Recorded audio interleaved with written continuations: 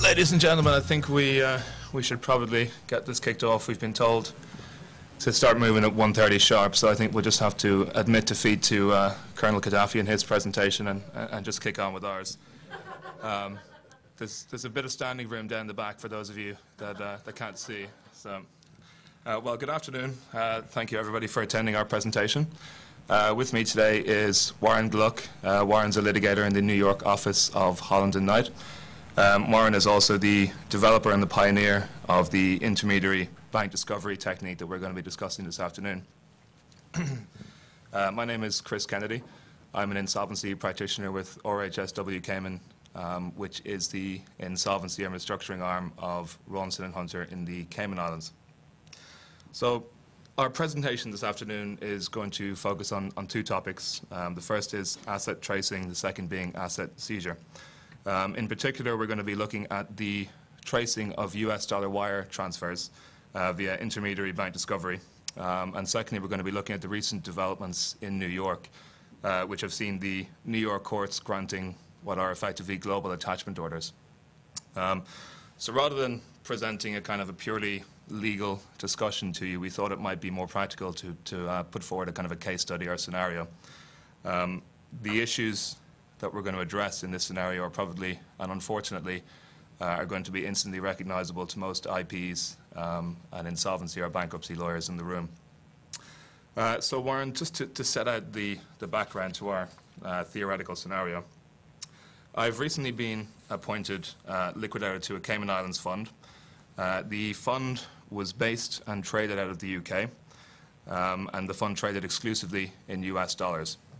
Now, as is kind of typical for liquidators, all of my efforts to obtain information regarding the financial dealings of this company have been largely unsuccessful. The directors are incredibly uncooperative. No audits have been carried out in the last 5 to 6 years. The administrator has very limited financial information, and the investment manager is closely linked with the directors, is based in the UK, and has also been largely uncooperative. So in order to move this liquidation forward, I obviously need to obtain the financial records, and I need to get a good understanding of the financial and the trading history of this company. Another thing to bear in mind is that I have quite limited financial resources available to progress these investigations. So the logical step as a Cayman insolvency practitioner would be to seek the assistance of the Cayman courts. Under Section 103 of the Cayman Companies Law, I could request an order of the Cayman court compelling the directors and the investment manager to cooperate more freely with my information requests.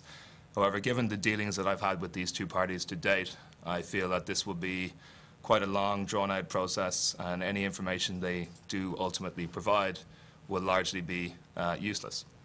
So what I need to get, or what I need to find, is a different way to obtain the financial information. The service providers are effectively useless at this point, and they're not going to give me anything which is going to help me progress this liquidation. The second issue in this scenario relates to a claim which the fund holds against a trade counterparty. The claim is based on a breach of contract by the counterparty, and this contract has a New York arbitration clause. So it's quite likely that we will seek to resolve the claim using arbitration in New York. Now, the major concern I have in this issue is whether the counterparty has the funds to actually meet any award that may be granted.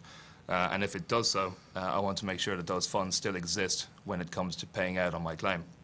Now, the reason I have these concerns is that we've done some background research on this counterparty, and in the past there have been a number of judgments awarded against them which to date remain unpaid.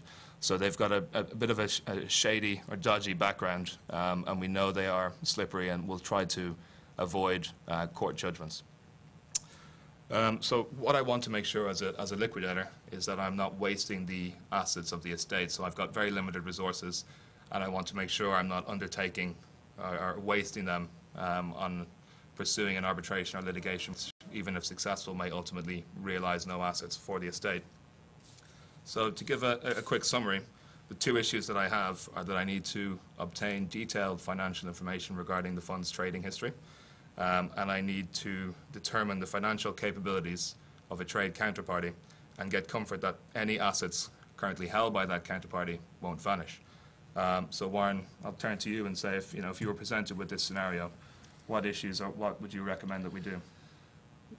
What I would recommend, and I would say it is highly likely that it could be obtained, is to utilize the technique which we now call intermediary bank discovery to obtain the wire transfer records of both your fund, your debtor, the investment manager, and likely any affiliates that are connected to the investment manager.